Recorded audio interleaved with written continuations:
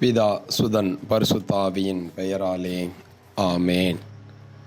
ஆண்டவர் இயேசு கிறிஸ்துவின் அன்பை பெற்று அவருடைய அழைப்பில் மகிழ்ந்து கொண்டிருக்கின்ற உங்கள் அனைவரையும் டிவைன் வாய்ஸ் சேனல் மூலமாக மீண்டும் உங்களை சந்திப்பதில் மகிழ்ச்சி கொள்கின்றேன். தவமும் ஜெபமும் என்ற தலைப்பில் இதோ இன்றைய நாளில் இன்றைய சிந்தனையாக சிலுவையை குறித்து நாம் தியானிக்கும்படிக்காய் கடவுள் இன்றைய நாளில் நம்மை அழைத்திருக்கின்றார்.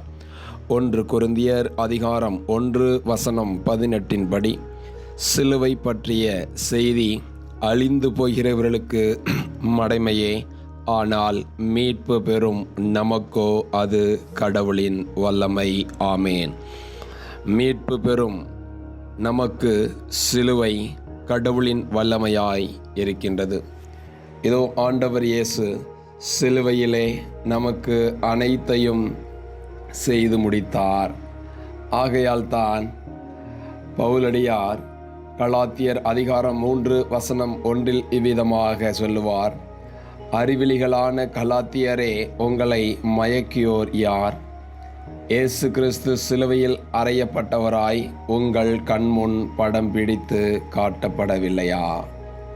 ஆண்டவர் இயேசுவின் பாடுகளை இதோ இந்த தவ நாட்களிலே கல்வாரி சிலுவையிலே நமக்கு யாவையும் செய்து முடித்த அந்த ஆண்டவர் இயேசுவின் மீது கண்களை பதிய வைத்து நாம் நம்மை முழுவதுமாய் புது படைப்பாய் இந்த மண்ணுலக வாழ்க்கையில் வாழ கல்வாரி சிலுவையிலே தொங்கிய அந்த அருள்நாதர் இயேசு கிறிஸ்துவை உற்று நோக்குகின்ற பொழுது வாழ்வின் சகல நிலைகளிலும் கடவுள் மீட்பை கொடுக்கின்றார்.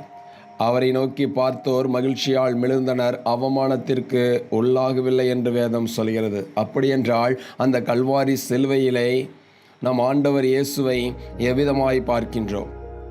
கலாத்தியர் 5:24 சொல்லப்பட்ட வார்த்தையின்படி இயேசு கிறிஸ்துவுக்கு உரியவர்கள் தங்கள் ஊனியல்பை அதன் ஈழி உணர்ச்சிகளோடும் இச்சைகளோடும் சேர்த்து சிலுவையில் அறைந்து விட்டார்கள். ஆமேன்.